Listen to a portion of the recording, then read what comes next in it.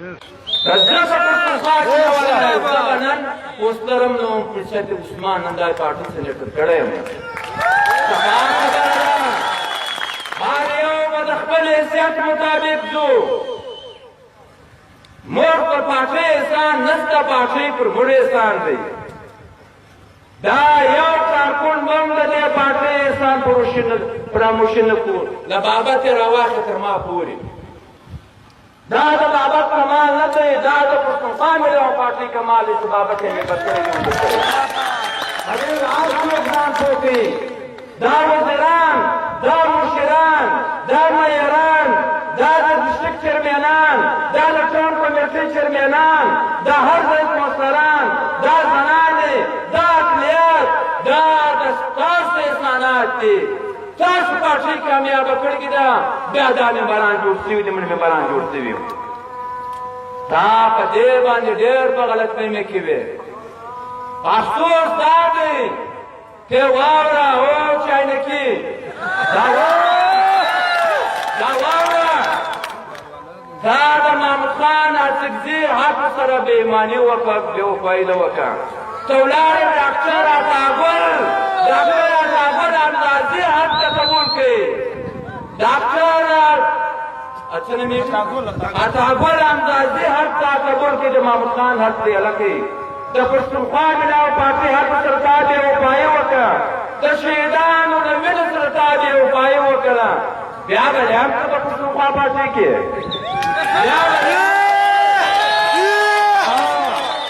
دا بابت ناست دی دی د سبا دارم چا موکې د شمس ته والله که د پارټۍ یوه ګانټه هم پورې کړی په دې به هر څوک ځان پوه کوي په دې به هر ځانګړی سړی احتیاط کوي داسې نه ده داسې بې راخیستې دا پارټۍ او دونه هم بېوقوفه خلک دي شپږ میاشتې مخکې زموږ د صوبایي اسمبلۍ ممبر منظور کاکړ یو ووټ یې غلط کړی پښتونخوا پارټۍ په هغه میاشت کې وایستې حالانکې موږ دا کولی شو موږ ثابته د سینټ یو ووټ کم شو زموږ یو ممبر کم شو د سینټ نه مګر موږ د دې پروا نه وساتله منظور کاکړ داسې لکه بلکل د شیدو مچ باسي پارټۍ دا تا څنګه پښتونخوا پارټۍ کې ته منظور شوی ته نه دغه یا وروره ته د دې دپاره نه یې ولاړ ته ځان کامیابه کړې چې د دې دپاره ګمارنه یې چې پښتونخوا به ناکامه کړې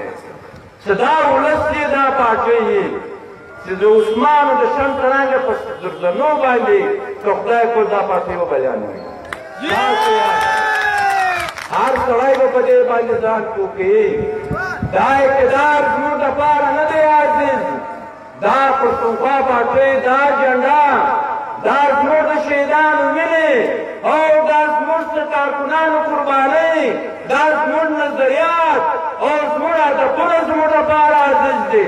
او ناپوه خلکو دا پښتونخوا پارټۍ پنځه کاله داسې بایکاټ وکړي چې ګرد دنیا ورته حیرانه وه داسې نه ده موږ د هغه اوبو معیار نه یو چې بې اوبو ګزاره نشو کولی